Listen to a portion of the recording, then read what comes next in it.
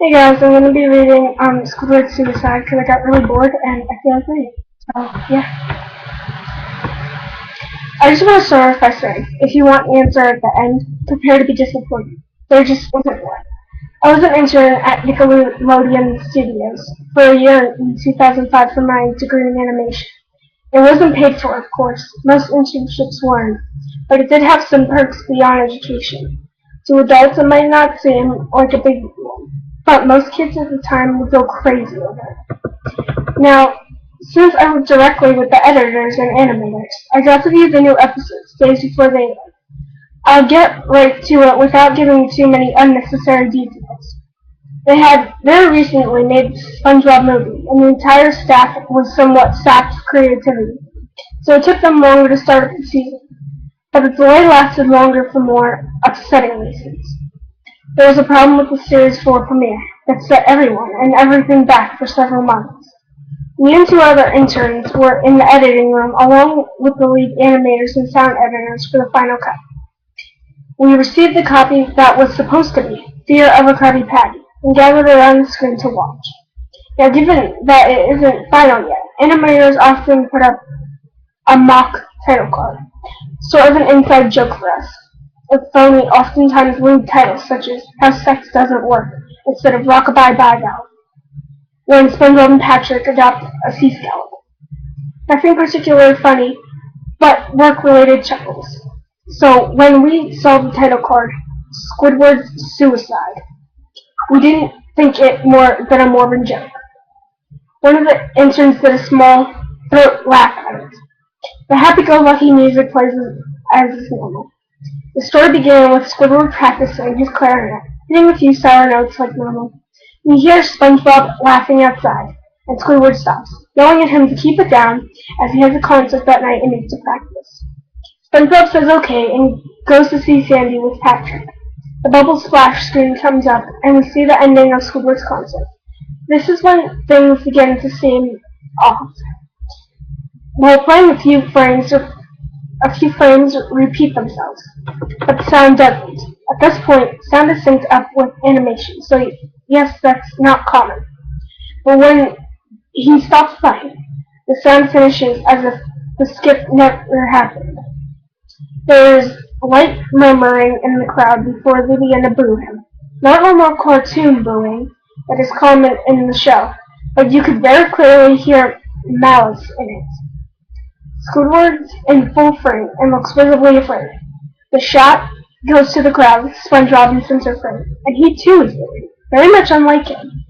That isn't the oddest thing, though. What is odd is everyone has hyper-realistic eyes, very detailed. Clearly not shots of real people's eyes, but something a bit more real than CGI. The pupils were red. Some of us looked at each other, obviously confused. But since we weren't the writers, we didn't question its appeal to children yet. The shot goes to Squidward, sitting on the edge of his bed, looking very forlorn. The view out of his porthole window is of a night sky, so it isn't very long after the concert. The unsettling part is at this point there was no sound. Literally no sound. Not even feedback from the speakers in the room. It's as if the speakers were turned off, though their staff showed them working perfectly. He just sat there, blinking, in the silence for about 30 seconds. Then he started to sob softly. He put his hands over his eyes and cried quietly for a full minute more. All the while, a sound in the background very slowly growing from nothing to barely audible. It sounded like a slight breeze through a forest. The screen slowly begins to zoom in on his face. By slow, I mean it's only noticeable if you look at shots 10 seconds apart, side by side. His sobbing gets louder, more full of hurt and anger. The screen then twitches a bit, as if it twists severe, as if a storm is brewing somewhere. The eerie part is the sound, and Squidward's sobbing sounded real, as if the sound wasn't coming from the speakers, but as if the speakers were holes and the sound was coming through the other side. As good as the studio likes to have, they don't purchase the equipment to be that good. to produce sound of that quality. Below the sound of the wind and sobbing, very faint, something sounded like laughter. It came at odd intervals, and never lasted more than a second, so you had a hard time pinning it. We watched this show twice, so pardon me if things sound too specific, but I've had time to think about them. After 30 seconds of this, the screen blurred and twitched violently, and something flashed over the screen as if a single frame was replaced. The lead animation editor paused and rewound frame by frame. What we saw was horrible. It was a still photo of a dead child. He couldn't have been more than 6. His face was mangled and bloodied. One eye dangling over his upturned face popped. He was naked, down to his underwear, his stomach crudely cut open, and his entrails lying beside him. He was lying on some pavement and was probably a road. The most upsetting part was that there was a shadow of the photographer. There was no clarity, no evidence, tags or markings, and the angle was completely off for a shot designed to be evidence. It would seem the photographer was responsible for the child's death. We were, of course, mortified, but pressed on, hoping that it was just a sick joke. The screen flipped back to Squidward, still sobbing, louder than before, and half body in frame. There was now what appeared to be blood running down his face from his eyes.